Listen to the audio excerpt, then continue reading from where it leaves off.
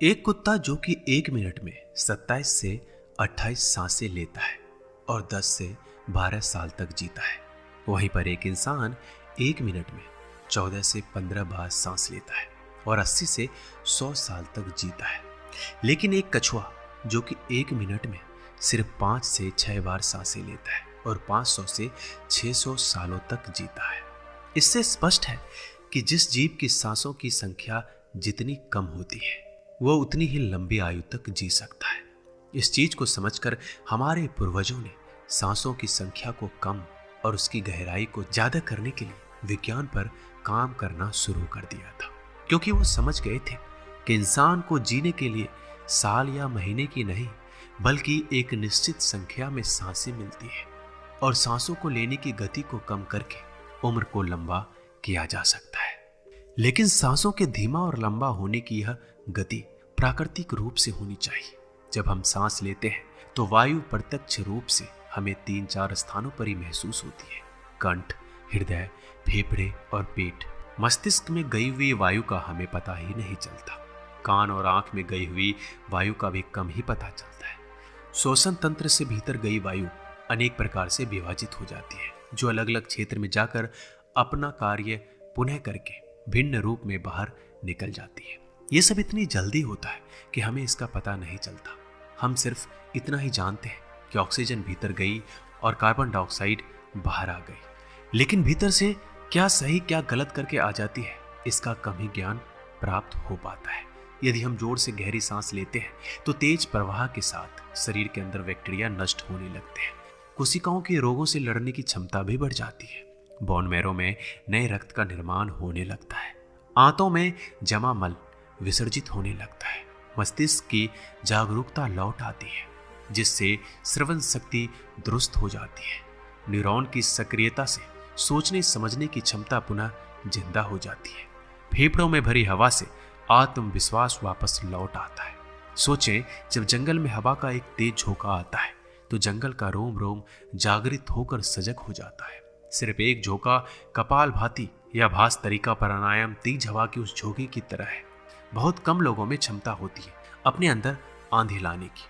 लगातार अभ्यास से ही आंधी का जन्म होता है। 10 मिनट की आंधी आपके शरीर और मन के साथ आपके संपूर्ण जीवन को बदल कर रख देगी। आजकल अधिकतर लोगों की सांसें उखड़ी और बिखरी हुई होती है, उथल पुथल रहती है और तेजी से चलती है। लोगों को यह पता नहीं चलता कि उनकी सांसें किस प्रकार चल रही है। जब क्रोध या भाव उठता है तो सांस बदल जाती है। वहीं पर काम वासना का भाव उठता है तब भी सांस बदल जाती है। हमारे प्रत्येक भाव और विचार के साथ हमारी सांसें भी बदलती रहती है। इसके साथ हमारे खान पान और रहन सहन से भी यह बदलती रहती है। असल में हमारी सांसों का हमारे मन की स्थिति और हमारी शारीरिक अवस्था से सीधा संबंध होता है। पूरा योग्य विज्ञान ही सांसों को सही तरीके से लेने पर टिका हुआ है, और अगर हम सिर्फ अपनी सांसों को सही तरीके से लेना सीख जाते हैं तो हमारा जीवन जादू की तरह बदल जाएगा। आज इस प्राचीन यौगिक कहानी के माध्यम से हम सांसों को सही तरीके से लेने का तरीका और सांसों के जादुई रहस्य के बारे में विस्तार से जानेंगे। बहुत पहले की बात है, एक ऋषि अपने आश्रम में छात्रों को योग, ध्यान और प्राणायाम की शिक्षा दिया करते थे। ऋषि खुद भी एक योगी थे। उन्होंने अपने कई वर्ष हिमालय की गुफा में साधना करते हुए बिताए थे, जहां पर उन्होंने बहुत से सूक्ष्म मानवीय आयामों को गहराई से समझा था, और अब वो अपने इसी अनुभव और ज्ञान को शिष्यों के माध्यम से जन समूह तक पहुंचाना चाहते थे। एक दिन रात्रि के भोजन के पश्चात उनके आश्रम का सबसे बुद्धिमान और होनहार छात्र उनके पास आता है। छात्र के चेहरे को देखकर गुरुजी समझ गए कि उसके मन में कुछ सवाल है। गुरु के नजदीक पहुंचते ही छात्र ने उन्हें प्रणाम किया और कहा, गुरुदेव, मैं आपसे कुछ पूछना चाहता हूँ। गुरु ने मुस्कुराते हुए कहा, मुझे मालूम है, ये तो मैंने तुम्हारे चेहरे को ही देखकर समझ लिया था। पूछो, क्या सवाल है? छात्र ने कहा, आप अक्सर कहते हैं कि योग, ध्यान और प्राणायाम का मूल आधार हमारी सांसें होती है, और अपनी सांसों पर नियंत्रण पाते ही हम अपने मन और विचारों पर नियंत्रण पा लेते हैं। तो आज मैं आपसे सांसों के रहस्य और उसके यौगिक विज्ञान के बारे में विस्तार से जानने आया हूँ। यह सुनकर गुरु ने एक हल्की मुस्कान दी और फिर कहना शुरू किया, जैसा हमारा मन होता है हमारी सांसों की गति भी वैसी हो जाती है, या फिर जैसी हमारी सांसें होगी वैसे ही हमारी मनोदशा हो जाएगी। यानी हमारी सांसों से सब कुछ जुड़ा हुआ है। जो हमारे भीतर घटता है वही हमारे बाहर घटता है। हर घटना हमारी सांसों से गहरा संबंध रखती है। मतलब कि अपनी सांसों की गति पर नियंत्रण करके अपने मन और विचारों पर नियंत्रण कर सकते हैं। अगर तुम किसी सच्चे योगी या साधक को ध्यान से देखो तो तुम्हें उसके चेहरे पे एक गजब का ठहराव दिखेगा। एक सच्चा योगी बुरी से बुरी परिस्थिति में भी खुद को स्थिर और शांत रख सकता है। एक योगी अपने भावनाओं को नहीं दबाता, बल्कि वो अपनी सांसों पर नियंत्रण हासिल कर सकता है, और सांसों को नियंत्रित करते ही वो अपने मन पर नियंत्रण पा लेता है। और जिस आदमी का मन उसके नियंत्रण में हो, उसके पास उसके सभी समस्याओं का समाधान है। गुरु ने छात्र की तरफ इशारा करते हुए कहा, तुमने कुछ योगियों के बारे में सुना होगा। वो 150, 200 या फिर 300 सालों तक जीते हैं। आखिर वो इतने लंबे समय तक खुद को जीवित कैसे रख पाते हैं? असल में उनका नियंत्रण अपनी सांसों पर होता है, जिसे प्राण ऊर्जा भी कहते हैं। प्राण ऊर्जा हमारे चारों तरफ है। इसे कितनी मात्रा में लेना है और छोड़ना है, ये एक योगी अच्छी तरह से जानता है। वो इस काम पर बहुत हद तक महारत हासिल कर लेता है, इसलिए वो प्राण ऊर्जा का उपयोग करके अपनी जरूरत के हिसाब से कर सकता है। इसलिए वो इस प्राण ऊर्जा का उपयोग अपनी जरूरत के हिसाब से कर सकता है और खुद को दीर्घायु बना सकता है। अगर तुम अपने शरीर को स्वस्थ रखना चाहते हो, सामान्य से अधिक क्षमता चाहते हो, तेज बुद्धि चाहते हो, तो तुम्हें अपनी सांसों को समझना होगा, उन्हें नियंत्रित करना होगा, और उन्हें नियंत्रित करते ही तुम्हारे जीवन में सब कुछ व्यवस्थित हो जाएगा। असल में डर, चिंता और परेशानी जैसी कोई चीज होती ही नहीं है। ये सिर्फ हमारे मन और भावनाओं की उपज है। हमारे मन में भावनाओं को केवल एक ही चीज नियंत्रित कर सकती है, और वो है हमारी सांसें। हमारे अंदर का क्रोध, चिंता, जलन, अहंकार, बदला लेने की भावना, ये सब कुछ हमारी सांसों के हिसाब से चलता है। अगर हमारी सांसों पर हमारा नियंत्रण है तो ये सभी विकार हमारे नियंत्रण में आ जाते हैं। सांस हमारे शरीर और हमारे मन के बीच पुल का काम करती है। अगर हमें अपने मन तक पहुंचना है, उसके विकारों को समझकर उनको दूर करना है, तो हमें अपने सांसों के पुल पर चलना होगा। हमें अपने सांसों के जरिए अपने मन तक पहुंचना होगा, और एकमात्र यही रास्ता है अपने मन को समझाने का। अगर तुमने कभी किसी बच्चे को सोता हुआ देखा हो तो तुमने ये अनुभव किया होगा, जब वो बच्चा अंदर सांस लेता है तो उसका पेट फूलता है, जब वो सांस छोड़ता है तो पेट पिचक जाता है। यानी कि एक बच्चा अपने पेट, अपने नाभि से सांस लेता है, जो कि सांस लेने का सबसे प्राकृतिक और सही तरीका है। अपनी इस गहरी और लंबी सांस की वजह से बच्चे का मन उत्साहित और हल्का रहता है। उसका शरीर ज्यादा प्राकृतिक तरीके से काम करता है।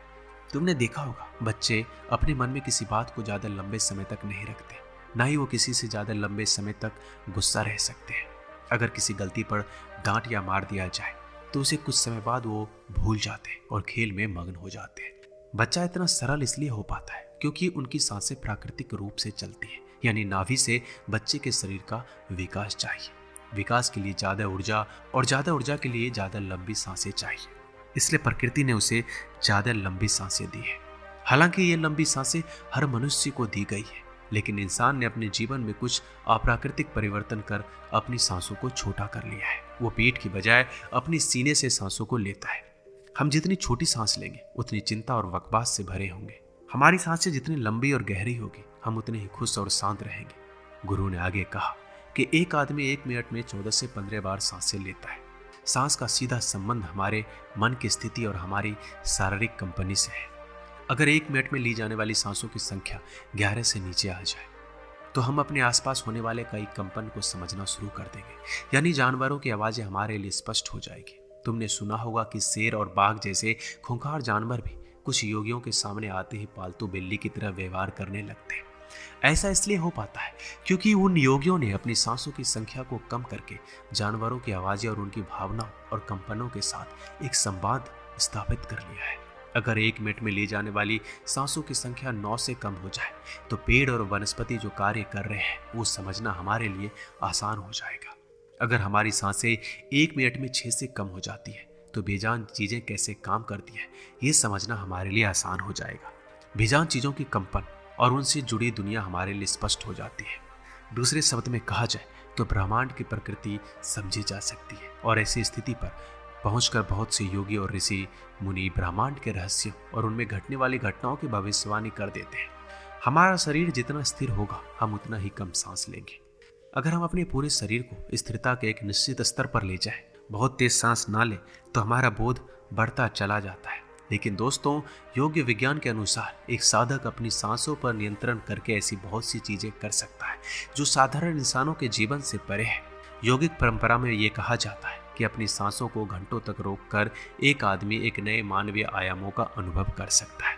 ऐसी बहुत सी बीमारियां जो जानलेवा हो सकती है या जिनका कोई इलाज नहीं है, उन्हें केवल अपने मन और दिमाग पर नियंत्रण कर ठीक किया जा सकता है।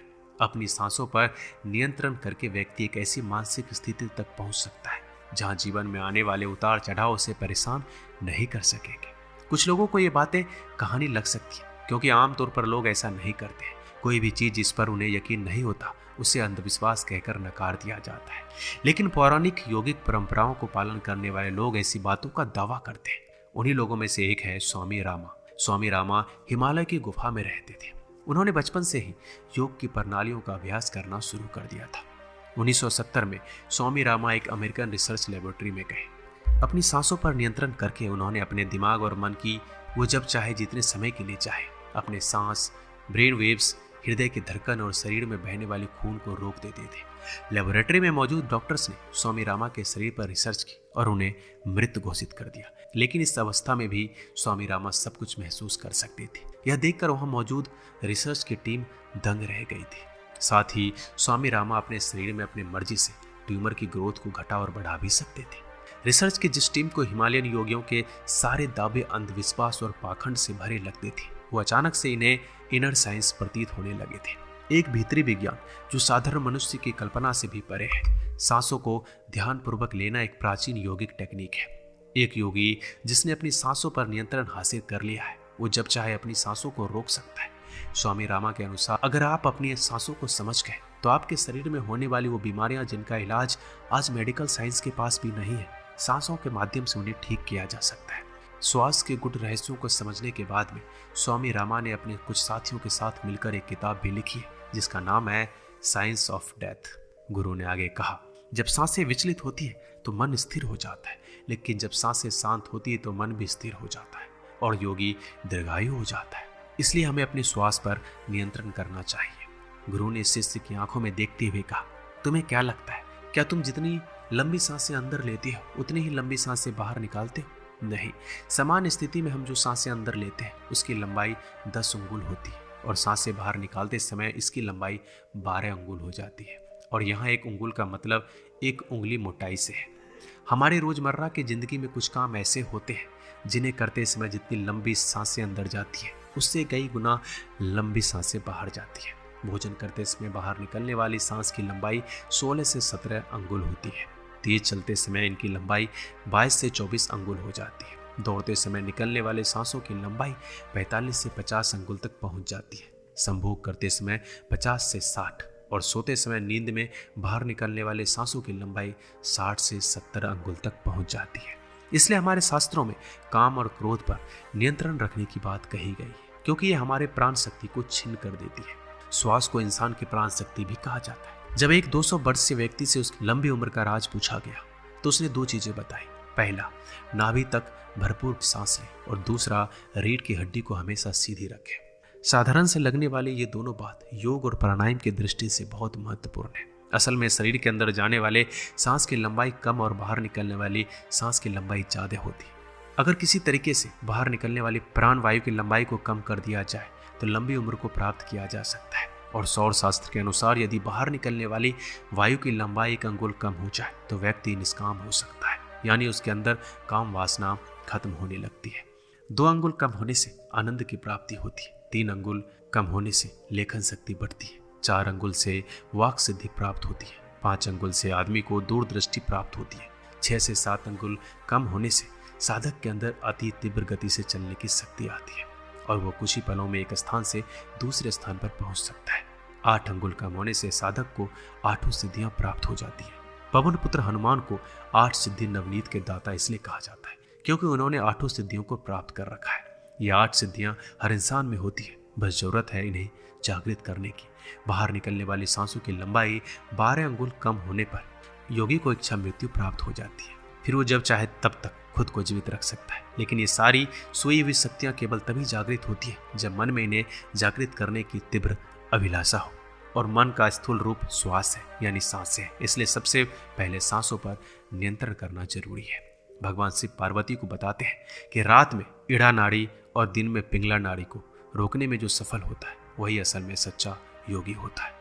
इस वीडियो में आपने बहुत कुछ सीखा होगा। मिलते हैं अगली वीडियो में। धन्यवाद।